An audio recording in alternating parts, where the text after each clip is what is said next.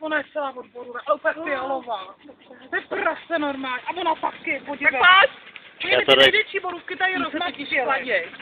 Ne, ty největší borůvky mi rozmaskily tady normálně, to jsou prasata normálně. A byly největší tady. Podívej, ještě jinak pojď. Čekaj, jde natáčet. Co volí? Kenísku. Nebo no? Kenísku, je natáčet. Kenidlo.